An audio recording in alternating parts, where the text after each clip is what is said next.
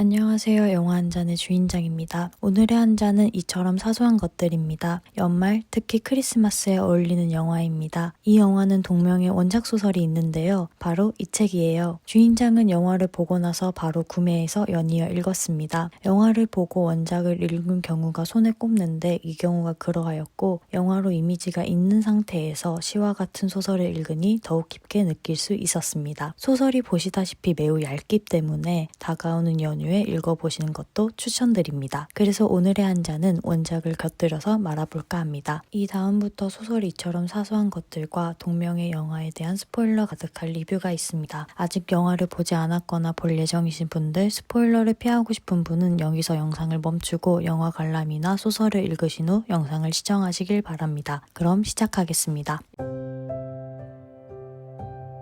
영화 이처럼 사소한 것들은 원작과 유사한 흐름으로 진행됩니다. 특히 소설을 읽게 되면 영화에서 킬리언 머피의 연기로 볼 수 있었던 감정을 구체화되는 것을 볼 수 있습니다. 따라서 감정이나 느낌을 풍부하게 느끼고 싶은 분은 영화를 먼저 보고 소설을 읽으시고, 저처럼 감정을 알아차리기 어려우신 분들은 소설을 먼저 읽고 영화를 보는 것도 추천드립니다. 아무튼 영화는 까마귀가 우는 소리와 아직은 어스름한 마을 분위기를 보여주며 시작합니다. 이 마을에서 석탄 같은 유를 취급하는 펄롱은 7 식구의 가장입니다. 아내인 아일린, 차례대로 캐슬린, 조앤, 실라, 그레이스, 로레타, 5딸들, 그리고 펄롱. 많은 식구들을 먹여 살리기 위해 펄롱은 석탄 배달을 합니다. 마을에서 따져봤을 때 펄롱은 모난 부분 없이 둥글둥글하게 살아가는 사람입니다. 적당히 안부를 물어보고 적당히 사람들을 맞춰가며 공동체에서 어울려서 살아갑니다. 말 그대로 소시민의 삶입니다.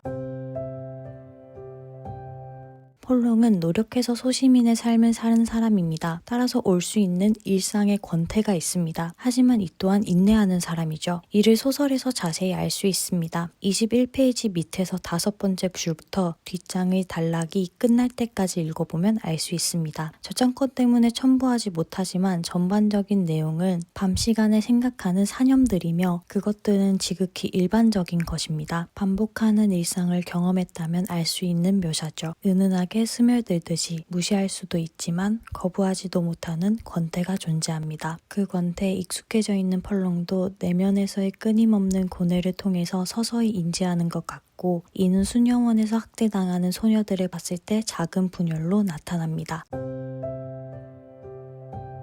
수녀원에서의 일은 마을에서 이미 소문나 있습니다. 수녀원은 마을의 거의 모든 일에 관여하고 특히 세인트 머거릿 학교를 사실상 같이 운영하기 때문에 영향력이 상당하다는 것을 알 수 있습니다. 따라서 두루두루 잘 지내고 문제를 일으키지 않으려고 하는 펄롱의 성격상 학대를 받는 소녀인 세라를 보았을 때 충분히 이를 덮을 수도 있을 것입니다. 하지만 그의 과거가 사소한 보통의 마음을 뒤흔듭니다. 소설의 묘사를 빌리자면 펄롱은 빈주먹으로 태어났습니다. 그의 아버지가 누구인지 모르고 그의 어머니는 윌슨 부인의 집에서 적은 월급을 받으면서 살았습니다. 윌슨 부인은 펄롱과 펄롱의 어머니를 들인 것에 대하여 한 번도 후회하거나 차별 한 번 하지 않았습니다. 미혼모는 그 당시 시대상으로 엄청난 차별을 받았고, 많은 사람들이 영화와 소설에서 묘사하듯이 아일랜드 모자 보호서나 막달레나 색차소의 다표가 노동을 하는 차별을 받았습니다. 하지만 펄롱의 엄마는 윌슨 부인의 친절함과 관용으로 이를 면하였고 비교적 좋은 환경에서 있을 수 있었으며, 비록 뇌졸중으로 생을 마감했지만 좋은 환경은 펄롱에게 내려왔습니다. 그래서 펄롱은 어렸을 때부터 주제를 알았고 노력해서 지금과 같은 소시민의 삶은 살 수 있었던 것이죠. 이런 배경이 있기에 펄롱은 나의 어머니와 비슷한 처지 혹은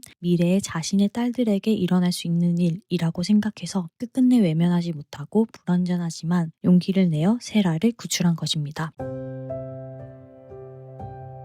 이제 소설과 영화를 한번 비교해 보겠습니다. 일단 소설이 영화화될 때 그렇듯이 영화는 간략하게 표현이 됩니다. 물리적 한계가 있기 때문이죠. 하지만 어떤 부분에서는 이미지와 사운드가 들어가고 편집이라는 것이 있기 때문에 소설을 뛰어넘는 은유를 줄 수도 있습니다. 소설은 글로써 표현되고 독자가 읽는데 시간의 한계가 없기 때문에 구체적일 수 있고 다회성도 있습니다. 따라서 각색을 통해서 원작을 훼손하지 않게 표현하거나 소재나 주제만 따와서 영화 영화를 만들기도 합니다. 오늘의 한 잔인 이처럼 사소한 것들은 전적으로 전자입니다. 원작을 훼손하지 않는 선에서 모든 것을 표현하려고 노력했습니다. 전반적으로 소설의 전개와 배경, 사건들을 따라갑니다. 다른 점이 있다면 펄롱의 생부에 관한 것과 그에 대한 생각, 수녀원에서 바닥을 닦고 있는 소녀들을 처음 보고 그곳을 나와서 길가에서 만난 노인의 이야기, 세라를 석탄상고에서 구출하고 수녀원장과 이야기할 때, 그 이야기를 마치고 부엌에 있는 세라를 봤을 때 세라를 구해서 집으로 데려가는 묘사, 이것 등이 크게 다른 것 같습니다. 이 밖에도 쫌쫌짜리 차이점이 있지만 이 부분들이 제 눈에 들어왔습니다. 가장 큰 차이는 맨 처음에서 말했듯이 펄롱의 아버지 부분입니다. 영화에서는 은은하게 표현돼서 펄롱의 엄마와 네드가 무슨 썸띵이 있구나 정도로 이해하지만 펄롱이 태어나고 난 뒤에 애인인가? 이런 생각도 할 수 있습니다. 소설에서는 펄롱의 독백에서 네드가 자신의 아버지임을 의심하고 이를 알아차리는 부분이 존재합니다. 또한 영화에서 제가 느끼기에는 네드에 관한 내용에서 펄롱의 심리가 잘 느껴지지 않았지만 소설에서는 후반부에 정확하게 묘사가 됩니다. 수녀원에서 펄롱의 행적 또한 영화에서는 수녀원장의 권위가 더 잘 느껴지도록 영수증을 그 자리에서 처리하여서 돈은 주는 것까지 보여주고 이에 펄롱은 기세가 완전히 꺾이는 모습도 보여줍니다. 그 뒤에 부엌에 있는 세라를 봤을 때도 수녀님이 빨리 가라는 식으로 등을 떠밀고 급하게 말을 전달하여 긴박한 느낌을 줍니다. 이에 펄롱은 더욱 무기력하게 느껴지죠. 하지만 소설에서는 차를 한 잔 더 달라고 하고 수녀원장이 이에 응하고 영수증을 청구하면 값을 지불하겠다는 말로 그 방에서 나오게 됩니다. 소설보다는 권위적인 느낌을 덜 받게 되는 것이죠. 그 뒤의 장면에서도 세라와 대화가 오가면서 펄롱에게 수녀님이 눈치를 주는 식으로 바뀌며 무기력하게 쫓겨나는 듯한 이미지는 주지 못합니다. 노인을 만나는 것도 영화에서는 묘사되지 않았지만 소설에서는 이를 표현하면서 후반부의 펄롱의 독백 장면에 일종의 복선을 주기도 합니다. 집으로 데려가는 장면도 아무래도 글이다 보니까 더 자세히 표현됩니다.